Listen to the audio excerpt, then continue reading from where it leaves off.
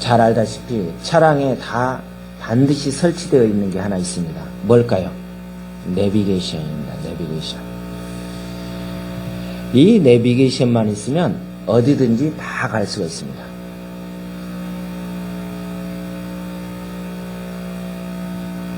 내가 가고자 하는 곳에 주소를 입력하면은 그곳에 데려다 줍니다. 내비게이션. 물론 좀 억지도 있죠. 하여튼간에 돌개를 하든 돌아서 어떻든 하여튼간에 가기는 갑니다. 이 방법이 가장 안전하고 확실한 방법이기 때문에 모든 사람들이 내비게이션을 씁니다. 길을 안내하는 분은 지나온 길도 잘 알고 앞으로 가야 할 길도 잘 압니다. 그래서 어느 지점이 위험이 있는지, 어디에 속도를 줄여야 하는지, 어느 지점에서 좌회전, 우회전 해야 하는지 잘 알고 있습니다. 이렇게 길을 안내하는 사람의 말을 들었을 때도, 우리가 먼저 갔던 사람의 말을 들었을 때도 참 안정감이 있고 우리가 편안한데, 그보다도 정확한 게 우리 인생의 길을 정확하게 알려주는 것이 뭘까요? 성령님이 함께하고 계신다는 것입니다. 이럴 때는 아멘 하셔야죠. 성령님이 함께 하시는 것. 그래서 시편 32편에 보면은 내가 너의 갈 길을 가르쳐 보이고 너를 주목하여 훈계하려고 한다고 그랬어요. 내가 너의 갈 길을 가르쳐 보여준다고 그랬습니다. 하나님은 지금도 우리가 갈 길을 어떻게 줍니까? 가르쳐 보여주고 있습니다. 그리고 또 어떻게 됩니까? 그냥 길만 보여주는 것이 아니라 주목하고 지켜보고 계십니다. 이러한 하나님의 인도하심에 유효기간이 따로 없는 줄 믿으시기 바랍니다. 저와 여러분에게 성령님께서 어떻게 역사하는지를 우리는 봐야 됩니다. 그러면 여러분 무슨 일을 하든지 하나님의 인도하심을 먼저 생각해야 된다는 거죠.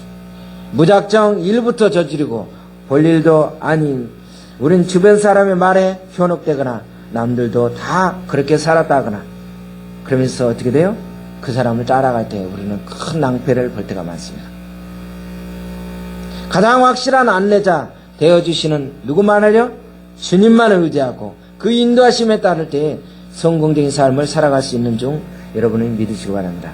그럼 무슨 일이든 하나님의 방법으로 결정하려면 무엇보다도 너무 우리 안절부절, 우리가 조급한 이런 모든 부분들이 어떻게 돼요? 다 잊어버리고 이런 것을 다 벗어버려야 되죠. 사람들은 자기가 가고 있는 길이 하나님 뜻에서 벗어난 길이라는 것을 모른다는 것입니다.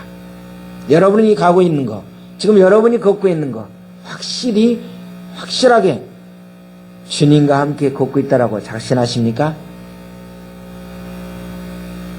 그러면 저에게도 많이 묻습니다. 저도 너가 지금 목회하고 있는 거, 너가 모든 부분이 하고 있는 게 정말 하나님 뜻 안에서 제대로 가고 있느냐라고 묻는데 여러분이 저에게 묻는다면 제가 뭐라고 할 수 있겠어요?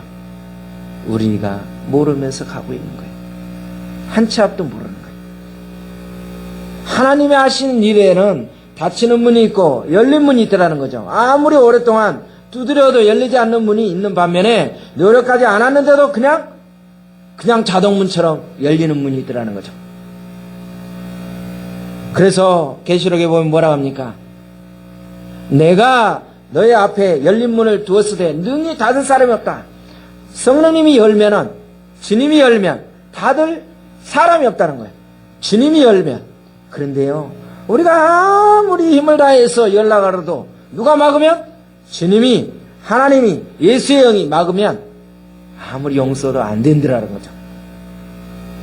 지금 하나님은 이 시대 곳곳에서 예전에 닫혔던 문을 여시고 복음을 전할 기회를 우리에게 주시고 있어요. 근데 이 세상이 악하지만 동시에 하나님의 복음은 구원의 문을 지금도 열리고 있다는 거죠. 상상할 수 없는 일들이 곳곳에서 일어나고 있죠. 성령님께서 뭐하기 때문에요? 간섭하시기 때문에. 성령님께서 일하시기 때문에. 그러면 성령님께서 일하신다는 건 무엇입니까? 성령님께서 일하신다는 것은 철저하게 우리가 하고 있는 부분이, 우리는 기계가 아니기 때문에, 어떤 프로그램의 시스템이 된 것이 아니기 때문에 성령님께서 저와 여러분은 어떻게 됩니까? 그때 무슨 사람을 통해서, 환경을 통해서, 어떤 여건을 통해서 막을 때가 있더라는 거죠. 그런데 오늘 본문을 보니까 사도 바울이 선교 여행을 1차 때는 너무 멋지게 잘했어요. 정말 날개를 달고 잘 갔어요. 오늘 성경에 보니까 뭐라 그래요? 5절까지는 모든 부분이 날마다 늘어가면서 정말 날개 달면서 일사천리로 잘 갔는데 갑자기 딱 6절부터 뭐라고 합니까? 누가 개입이 됩니까? 성령님이 어떻게 돼요? 사도 바울이 가고자 하는 것을 마음대로 못 가게 완전히 차단되는 것이에요. 성령님께서 간섭하시는 거예요. 자꾸 프로그램이 수정되는 것이에요. 바울은 이렇게 하러 가면 하나님은 저렇게 바꾸시는 거예요. 또 여기에 하나님의 놀라운 비밀이 성령님의 인도가 있었다는 거죠. 바로 여기에 하나님이 막으시려는 문이 있고 또 하나님이 여시는 문이 있었다는 거죠. 하나님이 문을 막으실 때 다른 문을 열어놓으시더라는 거죠. 여러분 사면초가에 또한 어떤 부분이 정말 꽉 막혀가지고 도저히 구제불능이고 나는 죽었구나 생각한 것 같지만 어떻게 됩니까? 또 다른 우리가 살 길을 열어놓았다는 거죠. 여러분 그쪽을 우리는 알아야 됩니다. 오늘 여기에 보면 디모데라는 사람이 나옵니다. 디모데를 만난 바울이라고 그러는데 이제 이 하나님이 바울의 전도 계획을 수행하는 것을 관찰해 보아야 되는데 먼저 바나바와 바울이 헤어진 사건 여러분 기억하시죠? 어떻게 됐습니까? 바울과 실라 모든 부분이 전에 헤어진 그 부분이 있었잖아요. 아쉬운 부분이 있었어요. 그런데 오늘 젊은 디모데를 만난 일은 사도행전에서 또한 사울의 그 사역에서 이 바울의 사역에서 아주 특별한 의미가 있습니다. 새로운 일이 있어요. 이 디모데는 어떤 사람입니까? 헬라인의 아버지와 유대인의 어머니 사이에서 태어난 혼혈아였어요.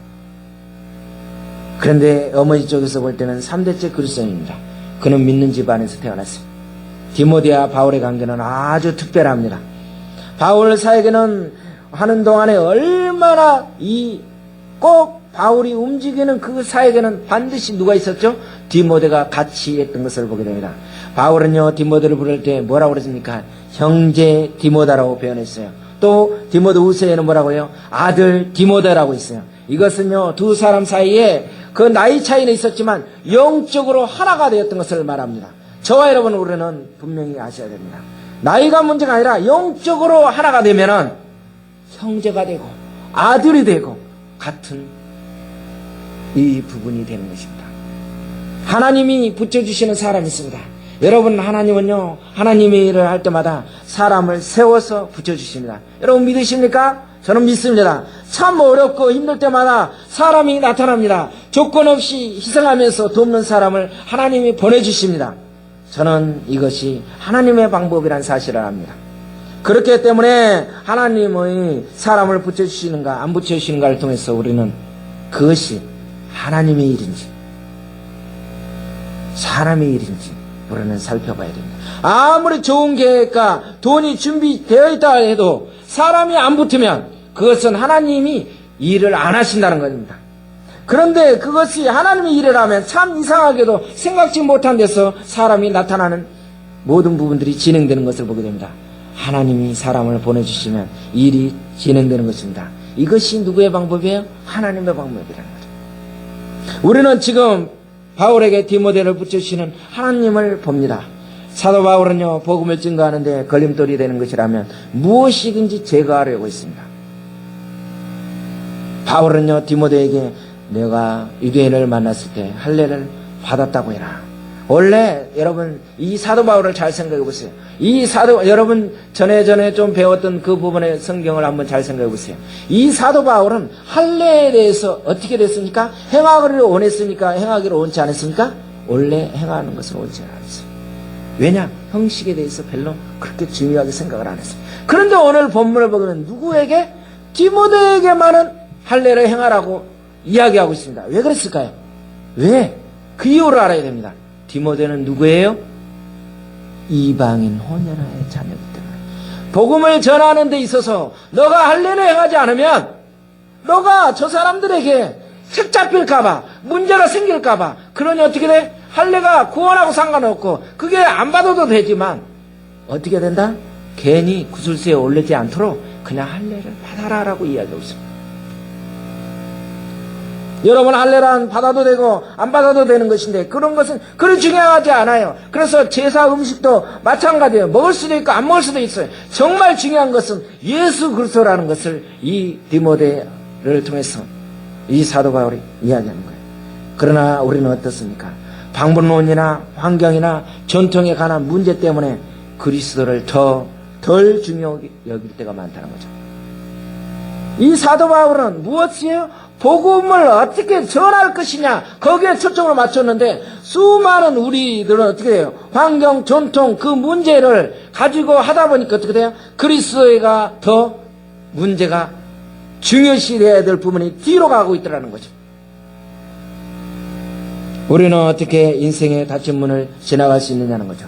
오늘 본문은요, 사방의 문이 꽉 막혀버린 것을 소개하고 있어요. 지금 다른 사람이 아니에요. 성령 충만해서 그렇게 사도 바울이 복음을 향해서 온전히 자기가 먹고 살려고 하는 것이 아니라 하나님의 말씀을 선포하기 위해서 이곳저곳을 향해서 다녔던 부분에 매를 맞고 목숨을 이기에 있는데도 불구하고 그렇게 하는데도 오늘 2차 전도 여행을 떠난 이 바울의 마음을 한번 세아려 보세요. 얼마나 흥분이 됐겠어요. 1차 전도 여행에 얼마나 그 성과가 있었기 때문에 지금 이 사도 바울은 새로운 마음으로 각오를 통해서 아마 움직였을 거예요. 사도행전 15장 41절을 보니까 뭐랍니까? 수리아와 길리아로 다녀가며 교회들을 굳게 했다라고 했어요. 이들은요, 신이 나서 1차 전도 여행을 돌면서 교회들을 굳게 했어요. 그냥 건강하게 만들었어요. 바울이 더베와 누스드라에 도착해 보니까 놀랍게도 그것에 제자가 생겨났습니다. 정말 하나님의 은혜입니다. 사도 바울이 별로 양육을 해주기도 못했는데 하나님을 충실하게 믿는 제자가 있었으니 말입니다. 여러분, 원래 예수님의 제자, 12제자 외에는 제자라고 부를 수 없습니다. 그러나 여러분들이 우리가 사도행전을 계속 배우고 있으니까 알겠지만 사도행전에서 나오는 것은 일반 사람도 제자라고 합니다. 예수님을 믿으면 제자라고 합니다. 그래서 디모데도 제자요. 모든 부분이 제자가 됩니다. 그러나 사복음 속에 지금 이 사도행전 빼놓고 나머지 실질적으로 예수님과 함께 했던 사람이 12제자에는 제자라고 할 수가 없어요. 그러나 이 사도행전에서만이 제자로 이야기합니다. 사도 바울이 별로 이런 모든 부분 속에서 아무것도 한 것도 없는데 그 안에서 놀라운 열매가 있었어요. 그의 이름이 누굴까요? 우리가 잘 아는 오늘 디모데가 나옵니다. 얼마나 신이 났을까요? 이제 그들 앞에서 이제 뭔가 잘해야 되겠다 그러면서 여러 교회에게 이야기하고 이제 누구하고 같이 갑니까? 이 디모데와 같이 움직이려고 합니다. 그런데 어떻게 됩니까? 성령님이 6절을 보니까 성령이 아시아에서 말씀을 전하지 못하게 하겠다. 성령님이 아시아에서 복음을 전하지 못하도록 했다. 허락지 않으셨다는 거예요. 이 언어 성경을 보니까 뭐라고 합니까? 바로 칼로스인데 잘라버렸다는 거예요. 완전히 잘라버렸다는 거예요. 정원의 꽃나무를 잘라버리듯이 손질해 주는 것처럼 완전히 잘라버렸다는 거예요. 가는 곳마다 복음을 전하지 못하도록 하나님께서 그들을 앞을 막아버렸다는 거죠. 그래서 어떻게 됩니까? 그들은 어디까지 갑니까? 드디어 무아시아 앞까지 갔습니다. 그 다음에 비두모로 가려고 힘썼는데 놀랍게도 7절을 보니까 뭐라고 합니까? 무시아 앞에 이르러 비두아로 가고자 예스되 이제는 누구의 영이 나타납니까? 예수의 영이 허락지 아니었다.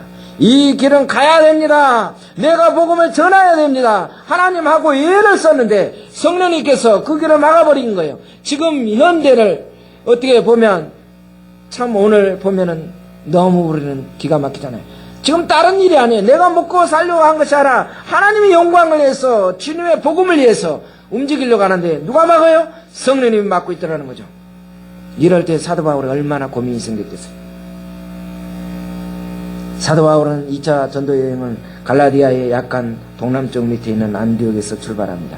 자기 고향인 다소를 지나서 더베와 루스드라, 이고니온을 지납니다. 아시아에 복음을 전하라고 하는데 어떻게 됩니까? 갈라디아와 부르기아가 있습니다. 거기를 누가 막았어요? 하나님이 막으셨어요. 하나님. 이리도 막고 저리도 막고 할 수 없이 무아시아 앞까지 떠밀려 왔습니다. 무아시아의 약간 북쪽을 보면 비두아라는 지방이 있는데 오늘날의 카자흐 이런 이야기하면 발음이 잘 안 나요. 카자흐스탄 그 나라 지경에 됐어요. 그곳에 복음을 전하라고 가는데 예수의 영이 막았다는 거예요. 사도 바울 일행은 할 수 없이 드로아에 돌아와서 마게도냐에 오늘의 어디로 가게 됩니까? 유럽으로 가게 된 것입니다. 우리 인생 앞에 다가오는 닫힌 문, 우리가 어떻게 아름답게 지날 수 있을까요? 어떻게 설명할 수 있겠습니까? 사도 바울의 일행에서 사방의 모든 문이 닫혀버렸어요. 그러나 하나님은 이 본문을 통해서 우리에게 몇 가지 말씀을 하시기를 원합니다. 하나님께서 우리에게 닫힌 문이, 우리의 문이 닫혔을 때, 우리는 먼저 하나님께서 우리의 문이 닫혔을 때 있음을 우리는 인정해야 된다는 거예요. 일사천리로 모든 부분이 잘 가는 것이 아니라는 거죠. 막힐 때가 있다는 거예요. 어느 누구라도 어떤 사람이라도 하나님께서 정지할 때가 있다는 거죠. 이것은 성경에서 말씀하고 있어요. 우리에게 늘 있는 문제는 하나님을 내 생각으로 연상한다는 것입니다. 그래서 내 지식, 내 견해로 하나님을 제한하면서 신앙생활하는 것이죠. 이것은 굉장히 큰 위험합니다. 우리가 생각하는 하나님은 어떤 하나님일까요? 늘 우리의 문을 열어주시는 하나님. 그것이 우리가 믿고 또 하나님을 소원하고 있습니다. 우리가 믿고 있는 하나님은 내가 가고 있는 길에 사업장이라든지 내가 가고 있는 우리 자녀 모든 부분이 뭐 하기를 원합니까? 막혀있기보다는 열려있기를 원합니다. 우리 하늘교회가 날로 부흥돼서 잘 되기를 원하지, 하늘교회가 문이 닫혀있으면 폐쇄됐다 그러면 여러분 어떻게 되겠습니까? 심각하잖아요. 우리의 가정, 우리의 사업장 모든 부분이 수도 정지라고 하면 어떻게 되겠어요? 이런 부분은 우리가 인정하고 싶지가 않잖아요. 믿고 싶지가 않잖아요. 그런데 어떻게 돼요? 그렇게 된다는 거죠. 계시록 3장 7절에 보니까 뭡니까? 열쇠를 가지신 이 곧 열면 닫을 사람이 없고 닫으면 열 사람이 없다라고 했어요. 열쇠를 가진 이가 누구예요? 우리 하나님이세요. 내가 아무리 힘을 쓰고 설화를 하고 작정을 하고 주님 앞에 용서도 하나님의 뜻이 아니면 안 되더라는 거죠. 수많은 사람들이 금식하고 작정하고 하면 되는 걸로 생각하는데, 그렇게 될 것 같으면 우리는 어떻게 해요? 여기서 잠대니까요. 아예 금식 제가 아예 100일을 한다고 그러면 여기서 하다가 죽어요. 그러면 된다고 그러면 다 하죠. 그런데 하나님의 뜻은 그렇게 되는 것이 아니에요. 그런데 우리는 속고 있어요. 뭔가 어떻게 보면 머리에 띠만 안 했지 하나님 앞에 시위를 하고 있는 거예요. 사랑하는 성도 여러분, 여러분이 뭔가를 열심히 하고 있는데 자꾸 막히면 거기에 하나님이 개입하고 계시다는 사실을 여러분이 기억하시기 바랍니다. 그런데 단 조심할 것은 뭐냐? 성령님께서 개입하는 것이 아니고 누구도 장난할 수 있죠? 마귀도, 사단이 혹시나 우리가 가는 길에 막고 있는지 그 부분은 어떻게 돼요? 영적으로 우리는 분별해야 되는 거죠. 이 부분이 어렵습니다. 사단이 막고 있는 건지 성령님이, 주님이 우리가 가고 있는 것을 스톱하고 있는지 이 부분을 잘 구별해야 돼요. 사단이 막고 있는데도 우리는 주님이 막고 있다고 착각하고 있고, 성령님이 가라고 하는데도 또 사단이 막고 있다고 안 움직이고 있다면 이거는 얼마나 심각하겠어요. 수많은 이 부분은 굉장히 어려운 숙제입니다. 우리가 마귀가 방해하는 경우도 있어요. 만약에 마귀가 막고 있는 것이라면 우리는 어떻게 해요? 뚫고 나가야 됩니다. 그러면서 그는 물리쳐야 됩니다. 예수님은 우리의 문을 여시는 자일 뿐만 아니라 때로 인생의 문을 철저하게 닫으신 분을 여러분 믿으시기 바랍니다. 하나님은 바울과 그 일행을 가는 곳마다 그들 앞을 막으셨어요. 이와 같이 하나님은 때로 병을 통해서 우리 앞길을 막으십니다. 때로는 파산을 통해서 사업에 부도나게 하고, 정말 이게 보이지 않는 그 고통 속에서 때로 관계의 깨어짐을 통해서 어떤 사람과 모든 관계를 다 막아버립니다. 이런 모든 고통 속에서 이야기하는데 성경은 뭐라 합니까? 이럴 때 우리가 저지르기 쉬운 실수가 하나 있는데 그것은 다름 아닌 우리는 낙심하지 말라는 겁니다. 그리고 그 문제를 곧 죄와 연결시킵니다. 내가 무슨 죄를 범했는가, 아니면 나의 정성이 하나님 앞에 뭐가 부족했노라 하고 생각합니다. 여러분, 이런 착각 속에 없기를 바래요. 내가 어떻게 했길래, 우리가 국거리 하는 것처럼 뭔가 이렇게 신을 달래는 식으로 생각하지 마시기 바래요. 이 사도 바울은 잘못했나요? 죄를 지었나요? 아닙니다. 제대로 가도 어떻게 돼요? 막히는 경우가 있었다는 걸 여러분 보시기 바랍니다. 그런데 우리는 착각합니다. 너 혹시 구린내 난 거 없어? 너 무슨 죄 지은 거 없어? 뭐 다금 쳐온 거 없어? 뭐 잘못한 거 없어? 주의 송수와 여러 가지 하나하나 막 이야기를 해야 됩니다. 그러면 어떻게 돼? 다 걸려 넘어집니다. 여러분, 우리 한번 다 이야기해 보세요. 우리 영적인 기도하신 분들이 전에 애언 기도하면 꼭 그러더라고요. 새벽 기도 잘 나가십니까? 새벽 기도 잘 나가십니까? 주의 송수 잘 하십니까?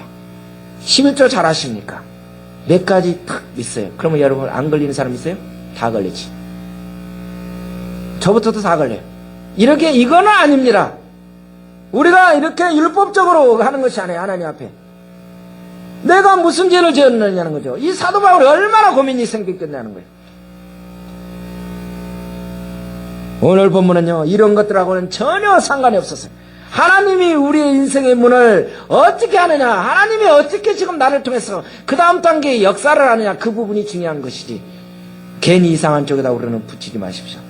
그리스도인의 삶이란 어떤 삶입니까? 만사 형통의 삶입니까? 그리스도의 삶의 만사 형통의 삶이에요. 그래서 크로스비 이 작가는 이렇게 합니다. 나의 갈 길 다 가도록 예수 인도하시니 무슨 일을 만나든지 만사 형통하리라. 무슨 일을 만나든지 만사 형통하리라. 이 크로스비 여사는 누굽니까?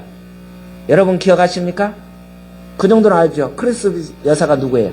찬송가 작가가 누구예요? 맹인이잖아, 맹인. 무슨 일을 만나든지 만사형통하리라. 이 만사형통은 어떤 만사형통입니까? 우리 그리스도인 앞에는 어려운 일이 조금 더 나타나지 않는다는 말씀일까요? 환경의 만사형통일까요? 그래서 우리 그리스도인이 가는 길에는 닫힌 문이 결코 존재할 수 없다라고 말할까요? 아닙니다, 여러분. 이 부분이 그렇게 말하는 거 아니에요. 시편에서 뭐라고 합니까? 내가 사망의 음침한 골짜기로 다닐지라도 해를 두려워 아니할 것은 주께서 나와 함께 하심이라. 주의 지팡이와 막대기로 나를 안위한다고 했어요. 우리는 당연히 고난, 어려움이 있습니다. 순교도 당할 수 있어요. 도에 맞고 모든 부분에 고통이 있습니다. 이 부분이 맞았다고 그래서 이거는 죽었다고 그래서 이건 만사형통 아닐까요? 이렇게 보면 안 됩니다. 무슨 말씀입니까? 그리스도인도 사망의 음침한 골짜기를 지날 수 있다는 거예요. 그러므로 그리스도인의 만사형통은 환경적인 만사형통을 뜻하는 것이 아니라는 거예요. 문이 닫혔음에도 불구하고 그 문 앞에 주저앉아 좌절하는 것이 아니라 닫힌 문을 넘어서 지나가는 것이 영적인 믿음을 가지고 있는 것이 만사형통이라는 거죠. 우리는 너무도 외적인 거에 신경 쓰고 있어요. 내 사업이, 내 건강이, 모든 부분이 안 돼요. 그럼 어떻게 돼요? 다 만사불통으로 생각합니다. 그런데 우리 지나가고 보니까 어떻게 돼요? 그 부분이 오히려 감사했던 것을 보게 됩니다.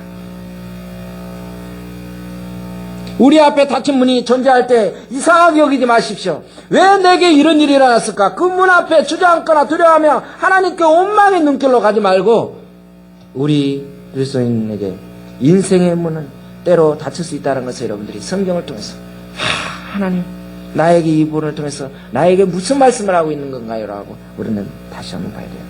인생의 문이 닫힐 때 하나님의 음성을 들어야 됩니다. 그 부분이 오늘 9절에서 10절에서 이야기하고 있어요.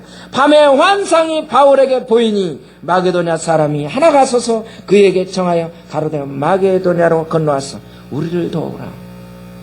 바울이요 환상을 보니 우리가 마게도냐로 떠나기를 일으니 이는 하나님이 저 사람들에게 복음을 전하라고 우리를 부르신 줄 확신했다라고 있습니다. 우리는요 세계를 바라볼 때 하나님의 마음을 하나님의 안목을 가져야 됩니다. 그렇지 않으면 누구만 보고 있어요? 나만 보고 있어요. 나의 주변만 보고 있어요. 온전히 내 환경만 보고 있기 때문에 하나님께서 역사하시는 부분을 못 보고 있더라는 거죠. 성령님께서 동쪽으로 가려 왜도 그래도 막으시고 모아시 앞에서 비두이아로 가고 하되 이도 가는 것도 모든 거 막아요. 그때 사도 바울은 좌절하지 않았어요. 낙담하지 않았어요. 드로아에 와서 성령의 바로 하나님의 음성 앞에 귀를 기울였던 것을 보게 됩니다. 하나님의 음성을 듣기에 애썼습니다. 그러자 길이 열렸습니다. 여러분 우리의 길이 정지 수도하면 어떻게 돼요? 낙담하거나 고민하고 이 말 저 말 할 것이 아니라 우리는 뭐 어떻게 해요? 성령님께서 나에게 뭐라고 하는가를 들어야 돼요. 우리가 신앙생활 한다면서도 수없이 저지르기 쉬운 하나 가운데 뭡니까? 내게 병이 찾아왔을 때, 내게 전환이 재난이 찾아오고 내 인생의 문이 닫혔을 때 그 닫힌 문 속에서 나를 향하신 하나님의 음성을 듣기보다는 그 문을 열기 위해서 너무도 애쓰고 있더라는 거죠. 그게 누구예요? 여러분 아닌지 몰라도 제가 그랬어요. 병이 찾아온 사람들을 보면 어떻게 해서든지 병을 낫고자 하는데 애를 썼어요. 그것이 성경적이든 아니든 상관없어요. 병만 나오면 됩니다. 2단이든 3단이든 상관없어요. 내가 병 낫고 내 사업이 잘만 풀리면 돼요. 이거는 예수 그리스도 성경하고 상관이 없는 모든 부분으로 다 가버려요. 우리의 문이 닫혔을 때 그리스도의 올바른 태도는 우리가 그 문을 열기 위해 애쓰기보다는 그 문 앞에 우리는 어떻게 돼요? 겸손히 엎드려서 하나님의 음성을 들어야 된다는 거죠. 열왕기상 18장을 보게 되면 여러분 엘리야의 사건이 나옵니다. 엘리야 하면은 여러분 기억나시죠? 엘리야가 갈멜산에서 놀라운 일을 했어요. 어떻게 됐습니까? 850대 1로 완전히 게임 끝이었어요. 대단하지 않아요? 그렇게 모든 수백 명을 상대로 그렇게 엘리야가 기도하니까 놀라운 역사가 있었어요. 그래서 이 엘리야는 신이 났어요. 그래서 어떻게 됩니까? 왕이시여 먼저 가십시오. 제가 가겠습니다. 그러면서 큰 축지법을 띄어서 딱 따라갔습니다. 그런데요, 아방의 부인이 누굽니까? 이세벨입니다. 이세벨이 뭐라고 합니까? 내가 저 엘리야 놈을 내일 너는 오늘은 그렇지만 내일 너는 만나면 어떻게 된다? 죽은 목숨이다. 그랬어요. 이 말을 듣는 순간 엘리야가 됐어요. 걸음아 나 살려라 해가지고 어떻게 됩니까? 노뎀나무 밑으로 갔다 그랬어요. 여러분 기억나실 겁니다.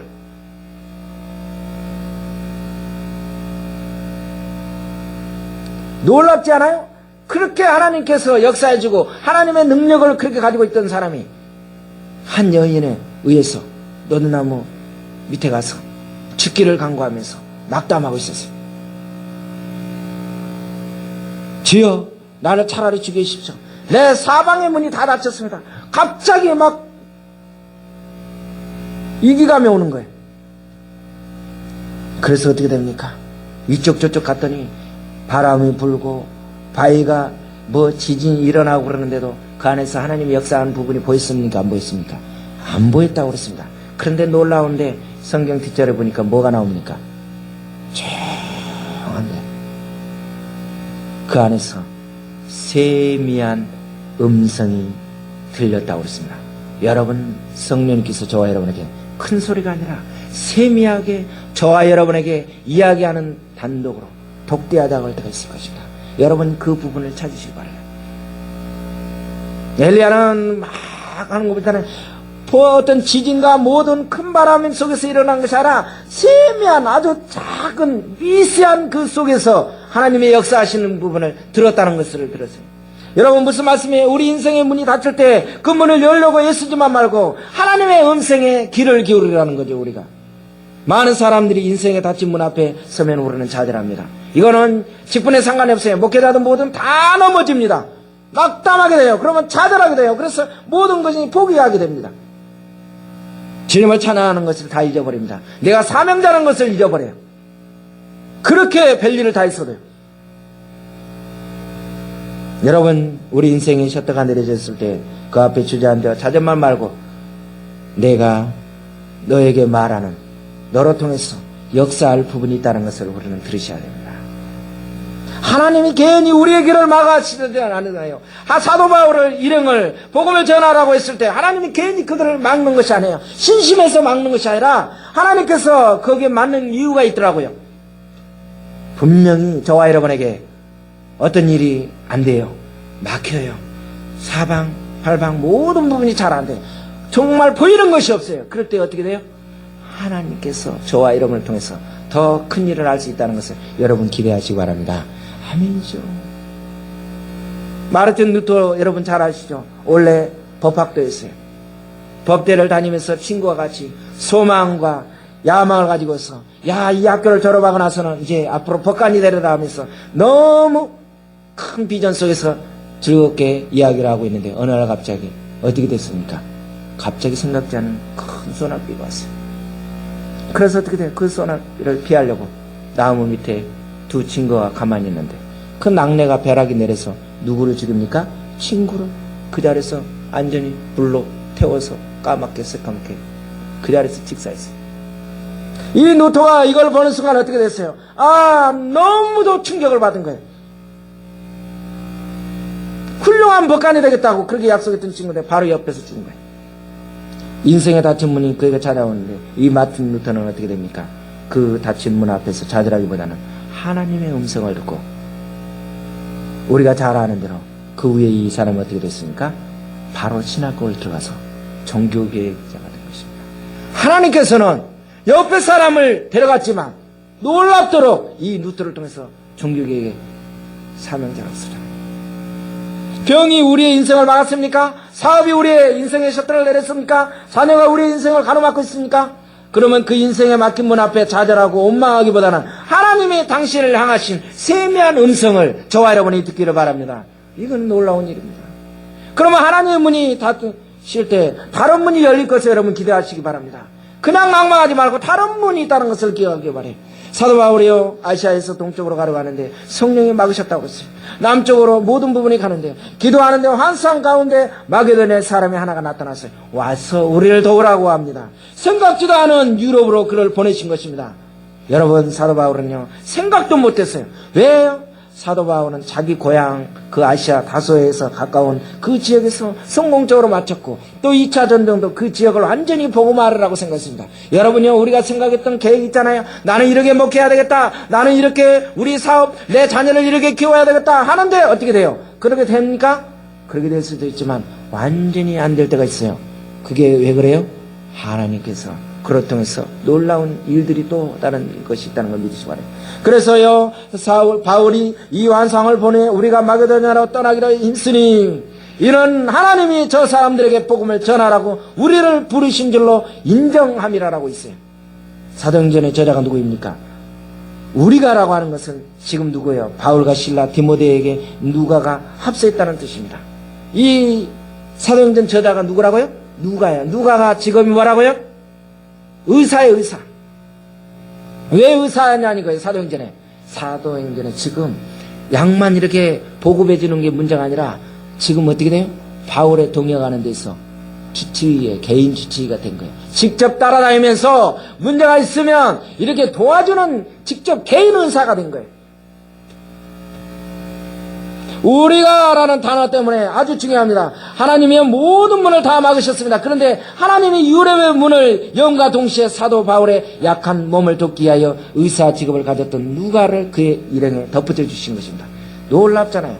하나님은요, 이 사도 바울 자체가 원래 몸이 안 좋은데 누구로 붙여주세요? 의사를 누가로 보내죠. 잠깐 일회용이 아니에요.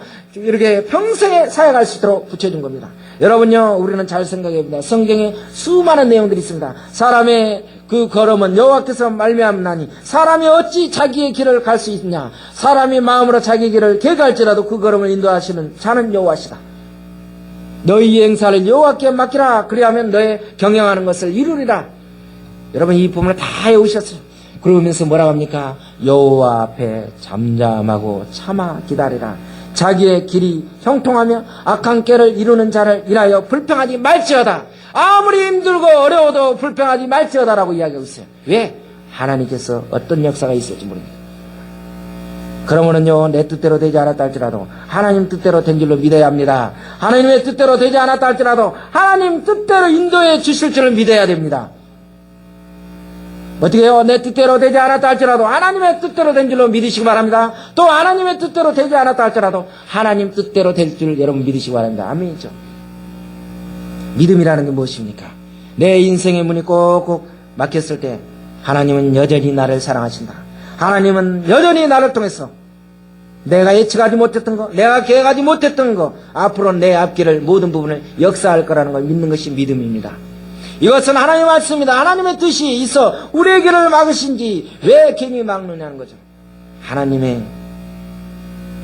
하나님께서 길을 막으실 때 놀라운 일을 여러분들이 기대하시기 바랍니다. 우리가 지금 힘든 부분이 있어요? 기대하세요. 그러면 언제까지 기대해야 되느냐? 숨 넘어갈 때까지 기대하셔야 됩니다. 왜냐? 언제 역사할지 모르니까. 수많은 믿음의 선진들이 다 그렇게 해서 갔어요. 순교하면서 토백해이면서 금방 올 것처럼 하면서 갔어요. 그게 믿음의 신앙입니다. 우리 중 누구라도 인생의 닫힌 문을 경험하지 않는 사람이 없잖아요. 그렇죠? 여러분, 그런데 이 닫힌 문 앞에서 두려움에 사로잡혀 좌절 낙담하게 처져 있으면 어떻게 됩니까? 우리는 사단에게 잡힌 것입니다. 당신을 향하는 말씀이 믿음의 눈으로 하나님께서 언젠가 당신의 인생의 문을, 또 다른 예상치 못한 인생의 문을 활짝 열고 있다는 것을 기대하시기 바랍니다. 주저앉지 마십시오. 울지만 마시고 하나님께서 나를 통해서, 저와 여러분을 통해서 어떻게 역사하실지 그 부분을 기대하시기 바랍니다. 주님 말씀하옵소서. 무엇을 가르치시려고 합니까? 내 공부한 환경을 통해, 내 인생의 이 닫힌 문을 통해서 당신의 음성을 듣기를 원합니다. 내 인격 가운데 변화시켜야 할 것이 있습니까? 주님, 저에게 무엇을 말씀하시니까 제가 듣겠나이다. 주여, 제가 살아오며 인생의 닫힌 문 앞에 좌절하면서 하나님을 원망하고 살아왔습니다. 그러나 이 시간 이후로 하나님의 능력을 체험하면서 하나님의 자비를 믿겠습니다. 하나님 사랑하심을 마음에 담고 조용히 꿇어 앉아 주님의 말씀을 듣게 하옵소서. 믿음으로 닫힌 문을 지나가기를 원합니다. 주님께서 장차 열어주실 그 놀라운 문을 기대하면서 넘칠 수 있도록 나를 통해서 성령께서 역사하실 걸 기대합니다. 여러분, 이렇게 하면서 기대하셔야 됩니다. 이제 우리의 눈을 들어서 하나님을 바라보시기 바랍니다. 건너와서 우리를 도우라. 주님의 그 부르심의 길을 들이시기 바랍니다. 저와 여러분에게 지금 내가 알고 있는 그 환경, 지금 이 고통, 그런데요, 하나님께서는 합력하여 선을 이루듯이 놀랍도록 새로운 것을 가지고 있다는 걸 믿으시기 바랍니다. 기도드립니다.